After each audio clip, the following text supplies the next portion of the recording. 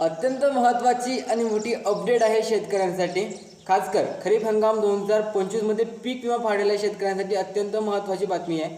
कारण की आता या शेतकऱ्यांच्या खात्यामध्ये पैसे जाहीर होणार आहेत. या अगोदर मी तुम्हाला सांगितलेलं होतं की राज्यामध्ये आढावा बैठक घेण्यात येणार आहे आणि या आढावा बैठकमध्ये महाराष्ट्रातील खूप साऱ्या जिल्ह्यांचे निवेदनं मागवण्यात आलेले होते. आता याच निवेदनापैकी खूप सारे जिल्हे हे पात्र करण्यात आलेले होते आणि पात्र जिल्ह्यातील शेतकऱ्यांच्या खात्यामध्ये आता रक्कम वाटपण्यास सुरुवात झालेली आहे मित्रांनो. तर या खरीप हंगाम 2025च्या दुसऱ्या टप्प्यासाठी जवळपास 17,500 रुपये कोटी एवढा निधी जाहीर करण्यात आलेला होता आणि या महाराष्ट्रातील 34 जिल्ह्यातील पात्र शेतकऱ्यांच्या खात्यामध्ये जाहीर करण्याचे आदेश आलेले होते.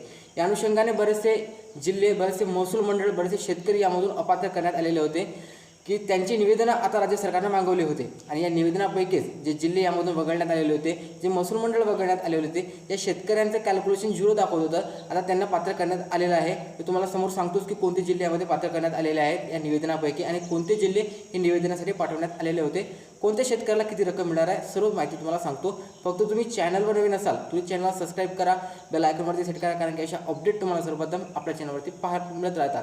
मित्रांनो, ही जी बैठक झाली ते कालच झाली मित्रांनो बैठक, आणि या बैठकीमध्ये महाराष्ट्राचे मुख्यमंत्री देवेंद्र फडणवीस हजर होते, कृषी मंत्री हजर होते आणि पीक विमा कंपन्याचे मोठमोठे अधिकारी हजर होते. या बैठकीमध्ये मित्रांनो काही जिल्ह्यांची निवेदन मागवण्यात आली होती. तसे तर या पीक विम्यासाठी सर्व जिल्हे पात्र आहेत, परंतु जे प्रत्येक जिल्ह्यातील काही महसूल मंडळ यासाठी अपात्र असेल, काही शेतकरी अपात्र असतील, काही गावं अपात्र असतील. तुम्ही ते ऐकलं असेल की खूप सारे महसूल मंडळ वगळण्यात आलेले होते, खूप सारे गाव वगळण्यात आलेले होते.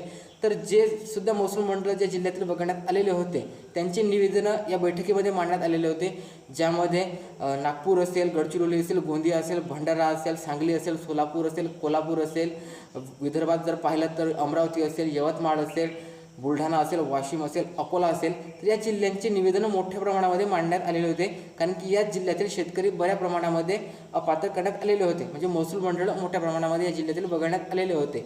तर शेतकरी नेत्यांमार्फत किंवा आपापल्या पालकमंत्र्यांमार्फत ही निवेदनं आहेत या बैठकीमध्ये देण्यात आलेले होते आणि याच निवेदनापैकी काही निवेदनं या ठिकाणी स्वीकारण्यात आलेले आहेत आणि बरेचसे जिल्हे यासाठी पात्र करण्यात आलेले आहेत. आणि जे जिल्हे पात्र करण्यात आलेले आहेत त्या जिल्ह्यातील शेतकऱ्यांच्या खात्यामध्ये आजपासूनच रक्कम जमा होण्यास सुरुवात झालेली आहे.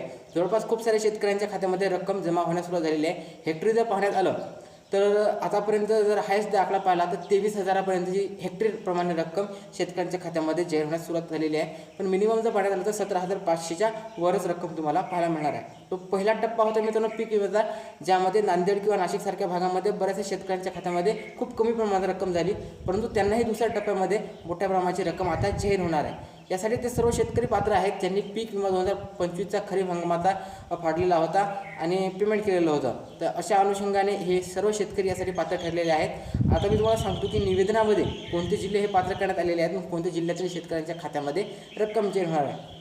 निवेदनामध्ये जर पाहण्यात आलं तर या बैठकीमध्ये मोठ्या प्रमाणाचा जो फायदा कोणत्या जिल्ह्यातील शेतकऱ्याला झाला असेल तर तो फायदा झाला धाराशिव जिल्ह्यातील शेतकऱ्यांना, कारण की या जिल्ह्यातील 95% शेतकरी आता पीक विम्यासाठी पात्र करण्यात आलेले आहेत आणि या 95% शेतकऱ्यांच्या खात्यामध्ये आता 17,500च्या वरच रक्कम जमा करण्यात येणार आहे. धाराशिव जिल्ह्यातील शेतकऱ्यांना फक्त धाराशिव एका जिल्ह्यासाठी 360 कोटी रुपये निधी हा जाहीर करण्यात आलेला आहे. आणि या खालोखाल जर पाहण्यात आलं तर वर्धा जिल्ह्यातील शेतकऱ्यांनाही मोठ्या प्रमाणाचा लाभ या ठिकाणी करण्यात आलेला आहे.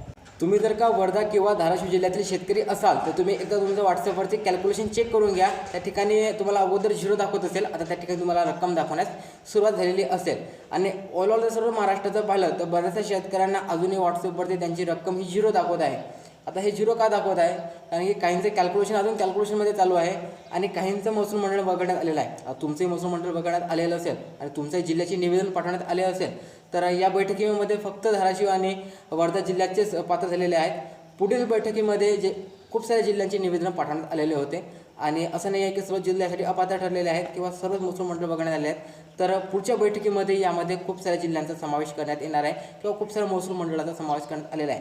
17,500 सारखी रक्कम मित्रांनो फक्त 2 जिल्ह्यासाठीच तर नाही आहे, ते संपूर्ण महाराष्ट्रासाठी आहे आणि महाराष्ट्रातील तो प्रत्येक शेतकरी यासाठी पात्र आहे ज्यांनी पीक विमा फाडलेला असेल आणि त्यांची योग्यरित्या त्याची KYC केलेली असेल, तुमचा आधार सीडिंग तुमच्या बँकेला बरोबर असेल आणि तुमची ई-पीक पाहणी केली असेल, तुमचा क्लेम योग्यरित्या झालेला असेल, तर सर्व गोष्टी जर तुमच्या योग्यरित्या असेल, तुमचा जिल्हा पण पात्र असेल तर येत्या काही दिवसातच तुमच्या खात्यामध्ये या संदर्भाची रक्कम ही जमा होणार आहे. तुम्हाला हा व्हिडिओ आवडला असेल नक्कीच लाईक करा.